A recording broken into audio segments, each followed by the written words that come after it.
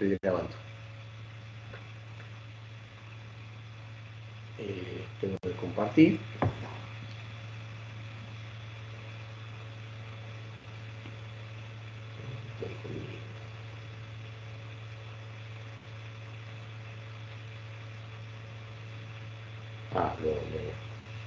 Lo apagué, me parece.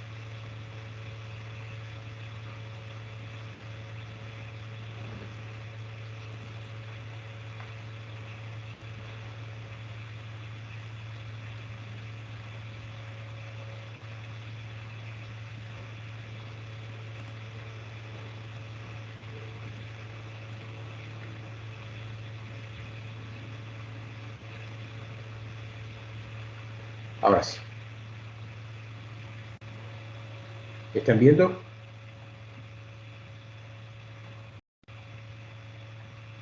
Sí, sí se ve.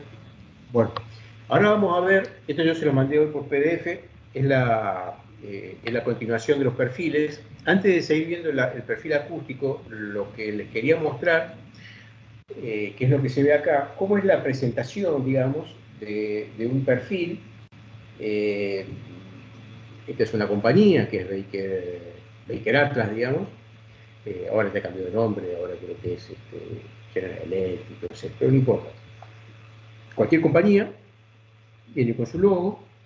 Esto es lo que nosotros lo llamamos el cabezal del pozo.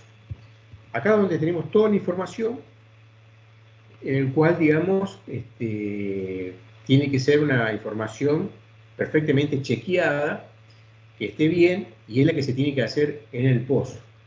O sea, al pozo tiene que ir no solamente el ingeniero de perfilaje, sino que tiene que ir un representante de la compañía para controlar este tipo de cosas que se van a cargar en el perfil. Entonces, este cabezal es un cabezal patrón, digamos, que se usa, cada compañía, bueno, tendrá alguna cosita diferente acá, pero lo que se coloca es el nombre de la compañía, específicamente en aquella época se llamaba así, digamos, pero bueno, ¿esto qué año es? Esto 2006, éramos la Petrobras, digamos, pero no sé por qué pusieron este nombre. Este es el nombre del pozo, entonces tiene una sigla y un número. Entonces en este caso es un pozo que se llama Sierra Chata, es el número 47, acá está el yacimiento, entonces normalmente ya viene codificado el nombre y la provincia, Neuquén. Esta es la escala del perfil, que estaría por debajo, digamos, como el que vimos, digamos, en el ejemplo que yo les mandé, en escala 1-200. El equipo, esto es un Prime, me parece 396. Después vienen las coordenadas. Este es un punto muy importante, en donde el tema de las coordenadas, ¿cómo se trabaja? ¿Cómo se ubica un pozo? O sea, el equipo de trabajo, geólogos, ingenieros, generalmente, bueno, definen una posición donde vamos a perforar el pozo. ¿Dónde lo definimos? Lo definimos en la oficina, en un mapa. Y dijimos, bueno, el pozo lo vamos a perforar en tal lado. Entonces, se va al campo. Entonces, en el campo, de acuerdo a la posición, como vamos a tener coordenadas, se va al campo, se marca y se fija, digamos, en el campo con esa primera ubicación, que en el campo que no pasa, y que no haya cañadores, que no quede arriba de un río, no sé, cualquier tipo de situación que haga, digamos, muy onerosa construir la locación. Entonces ahí se marca de nuevo, se vuelve a la oficina y se habla con la gente del equipo y dice, no, sé que este pozo te quedó acá, fíjate, lo metemos a algún vejer, lo vemos, qué sé yo, y se coloca de nuevo el pozo. Una vez que está colocado el pozo en una posición que más o menos sabemos que no va a haber problema para construirla, va el topógrafo y la marca. Se construye la locación y cuando se hace, digamos, la bodega del pozo, ahí va el topógrafo de nuevo y mide otra vez las coordenadas. Y esas van a ser las coordenadas provisorias. Las definitivas. La primera fueron las provisorias y esta segunda ya son las definitivas. Y estas son las coordenadas que tienen que estar cargadas acá con su z, o sea, su cota. ¿Sí? Y este es el método, digamos, ¿no? En Chaupe. Hay diferentes métodos para referenciar, digamos, las coordenadas. Entonces este punto es muy importante, ¿por qué? Porque es el punto donde después nosotros lo vamos a colocar en un mapa, donde vamos a hacer las correlaciones y vamos a empezar a trabajar, y es la ubicación perfecta del pozo referenciado por los demás. Y la cota, ¿por qué? Porque nosotros cuando perforamos el pozo y después perfilamos, lo que vamos a tener es una medida que se llama MD, que significa Measure Depth, o sea, la profundidad medida. Esa profundidad medida es la profundidad medida, pero nosotros cuando trabajemos a nivel de reservorio, le tenemos que restar la cota y llevarlo a la posición estructural. ¿Sí? O sea, nuestra posición de ese tope de reservorio que ustedes definieron, de ese tope, digamos, de zona con gas y donde estaba en contacto con otro fluido, tiene que estar perfectamente puesto en TBD, lo que se llama, ¿no es cierto? En una profundidad TBD SS, que es TBD subsea, o sea, es True Vertical Depth subsea, o sea, bajo nivel del mar. Y ese nivel bajo del mar lo da este Z. Después tenemos acá los servicios, entonces fíjense que generalmente los servicios, o sea, vienen todos con siglas, SL, HBIL, MAC, ORIT, TTRM, ZDL, CN, GR, RCI, GR. Bueno, yo lo sé, pero no hace falta saberlo, porque generalmente siempre hay como una biblioteca y cada compañía se busca en esa biblioteca y se sabe, por ejemplo, cuáles son los otros perfiles. Entonces, en este caso, SL es espectral, un gamma ray espectral, el HBIL es una resistividad, el MAC es un sónico ¿cómo se llama?, de onda completa, caliper, de 6 brazos, con una orientación, o sea que se bajó un caliper orientado, un tiempo de tránsito, la densidad, el neutrón, el gamma ray y el RCI, que es un evaluador de formación con un gamma ray.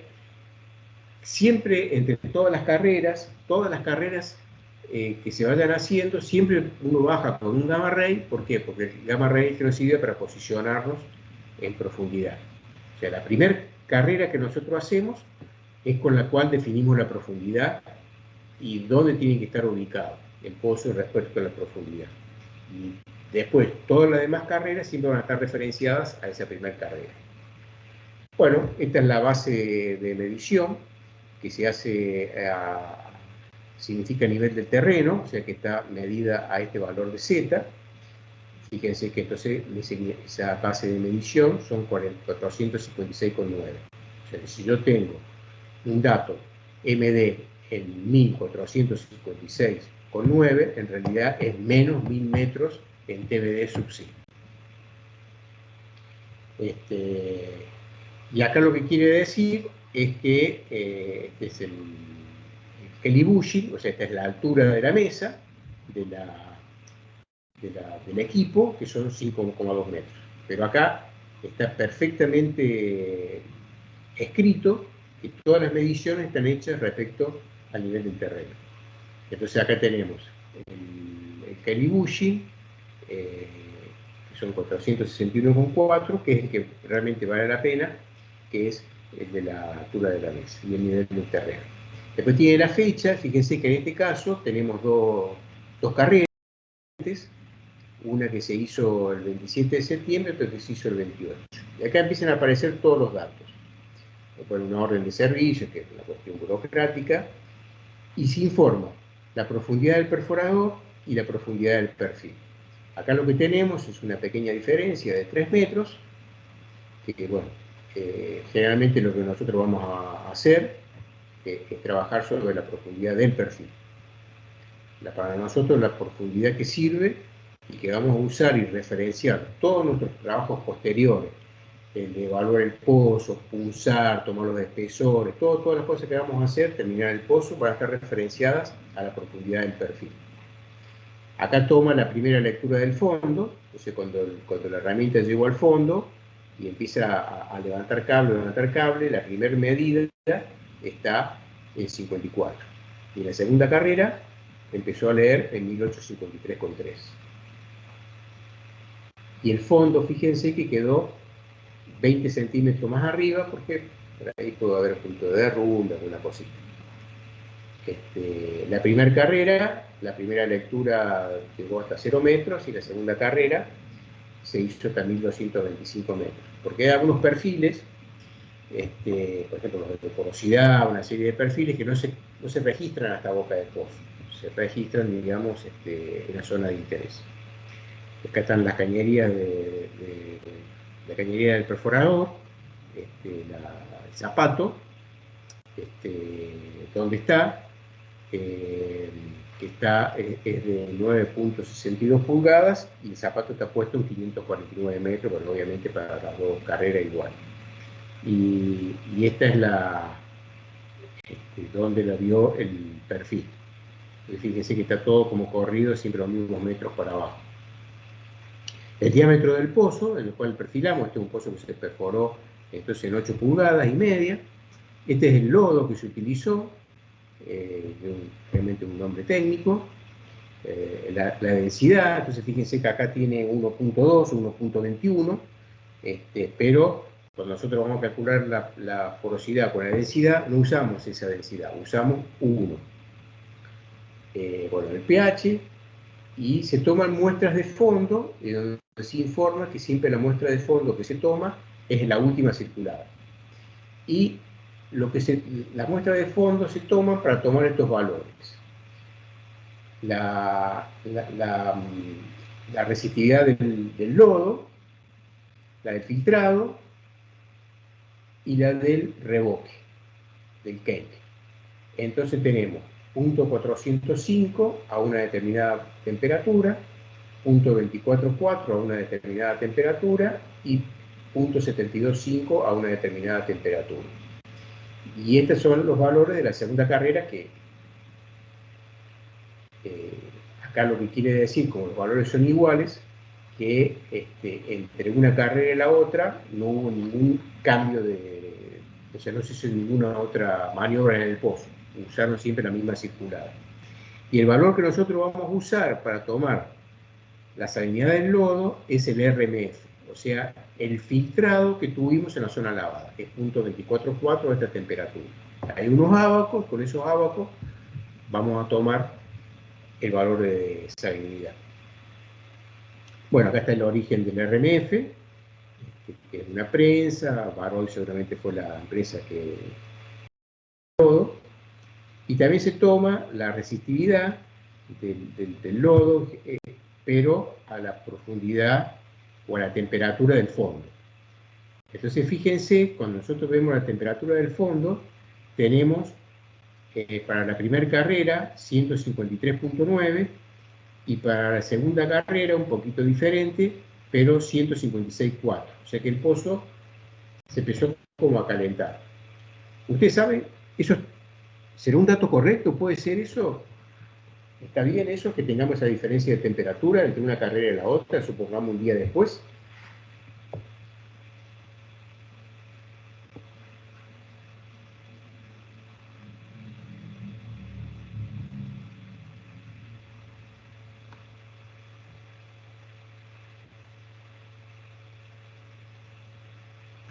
O sea, un cambio de temperatura entre, o sea, que corrimos una vez y la otra. Claro, supongamos esto yo lo corrí el 27 de septiembre a las 2 de la tarde, y lo registré un día después a las 11 de la mañana. O sea, casi 24 horas después. Entonces tengo una diferencia de temperatura entre de 20 horas, más tarde tengo una diferencia de temperatura de 3 grados, por ejemplo, Fahrenheit. Sí, puede ser. ¿Por qué? Y porque depende, bueno, igual es del fondo, la temperatura. Es la de fondo. Pero, o sea, es una diferencia muy mínima. Nosotros creo que siempre asumimos como que la temperatura de fondo es constante. pero creo que para mí puede ser como que, o sea, va tendiendo al equilibrio, ¿no? Como que se va tendiendo a equilibrar la temperatura de fondo. Entonces, seguramente hasta que llegue a ese equilibrio, como que vamos a tener algunas diferencias quizás. Está bien. ¿Y ese equilibrio por qué es? Y o sea, porque estamos poniendo en contacto el pozo con la superficie. No. Eh, Ahora, fíjese, acá estaba la hora, de las 5 de la tarde y después el otro fue a las 11 de la noche, Sí, pero un día después, ¿no? El está tema es bien. así, cuando nosotros perforamos el pozo, nosotros usamos un fluido, usamos un lodo. Entonces, y la formación va a tener una temperatura, que va a ser la temperatura del reservorio, ¿sí? La temperatura esa del reservorio. ¿Qué pasa? Cuando nosotros vamos perforando el pozo y estamos poniendo el fluido, nosotros lo que estamos haciendo es como enfriando el pozo, o sea, no vamos a tener la temperatura de la formación seguramente es más alta, pero al ponerle el lodo, lo que estamos haciendo es enfriar el pozo. Como el pozo se queda quieto y no hacemos más nada, la comprobación está acá. O sea, el momento que nosotros al pozo lo dejamos quieto, no lo circulamos más, lo dejamos quieto, empieza como a recuperar la temperatura y tratar de, como decías vos, igualar, pero igualar a quién, a tratar de llegar a la temperatura realmente de la formación.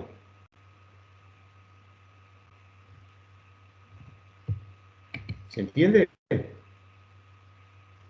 Sí, Por eso nuestra temperatura, cuando nosotros hacemos varias carreras, siempre un control que debemos hacer para ir para ver aumentando. si volvieron a tomar la temperatura que la que tienen que hacer, porque la de fondo es diferente a la de esta muestra de acá, la de fondo, siempre vamos a ir viendo que la temperatura siempre va a ir aumentando un poquito, pero nunca vamos a llegar a la temperatura realmente de la formación. Esa la vamos a tener de otro lado, digamos, ¿no?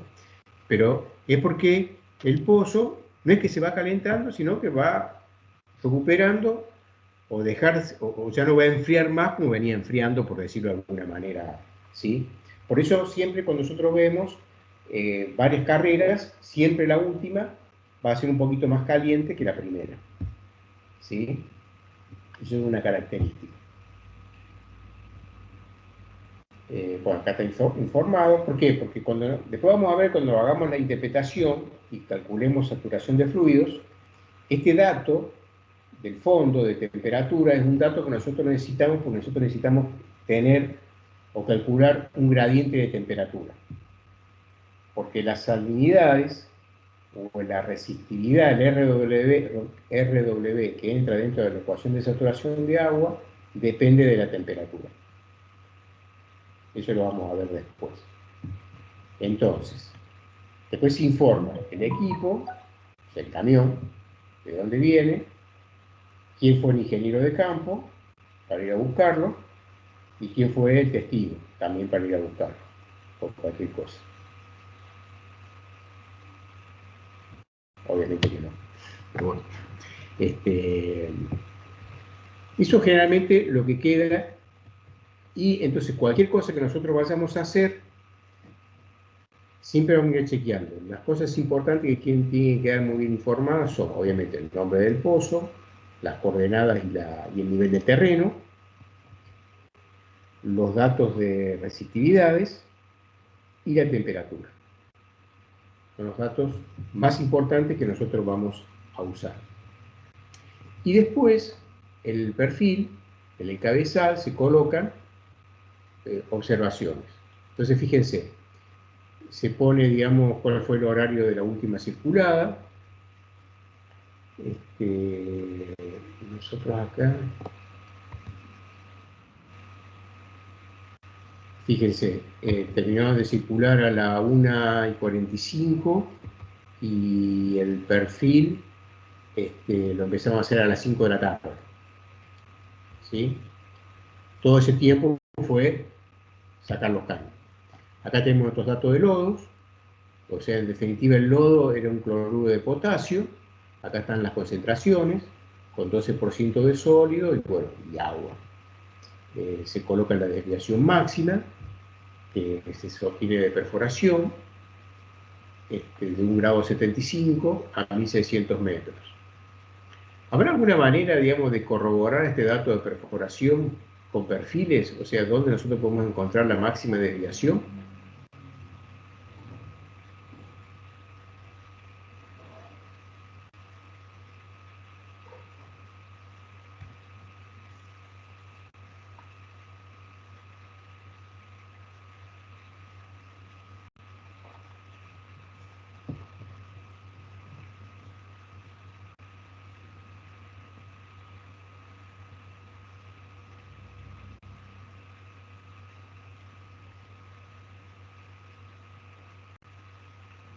¿Conocen algún perfil que pueda hacer eso?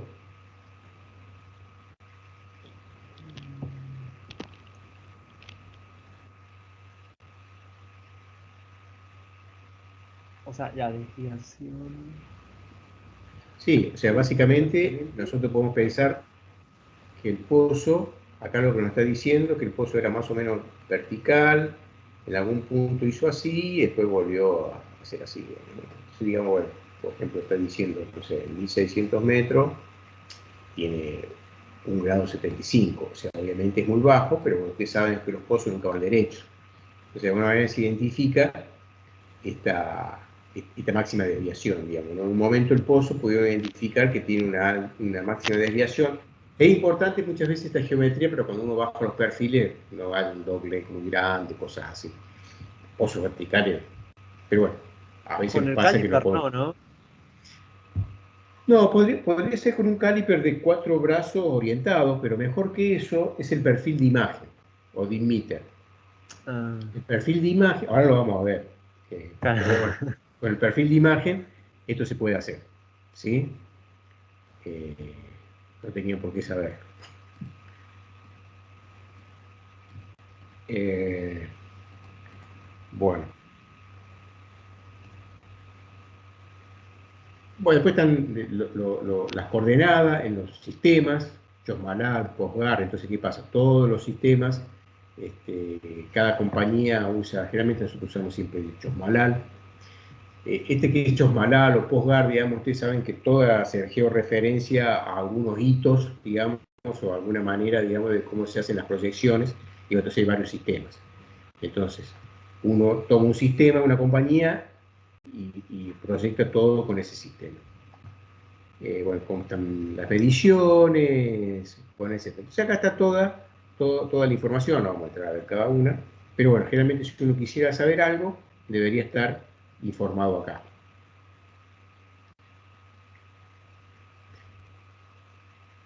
Acá, por ejemplo, acá abajo están los perfiles más caros, como es la sónico de onda completa, el gamma ray espectral, densidad neutrón, que se corrieron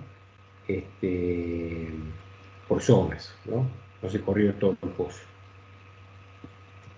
Se corrió todo el pozo, el gamma ray, el DT común y seguramente la resistividad. Bueno, ahora vamos a ver los registros acústicos. Son 7:30. Si quieren, hacemos un descanso de 15 minutos, volvemos a vernos 8 menos cuarto, así seguimos ya con los perfiles. ¿Les parece? Ok. Sí. Entonces nos vemos. Ah, estaba Paula afuera, parece, no la estoy Ah, pues admitiendo. a Pau se le cae la señal. Ah, no, porque como estaba presentando no había visto que... Bueno, Ay, acá estoy, perdón, profe. Se no me hay había problema, que cortado. no había visto que me estabas pidiendo que te admita. Estaba diciéndole que, bueno, hacemos un break ahora de 15 minutos, nos volvemos a ver 8 menos cuarto, y bueno, ahí paro la grabación. Hágame acordar en todo caso cuando vuelva de prender la grabación. Dale, dale.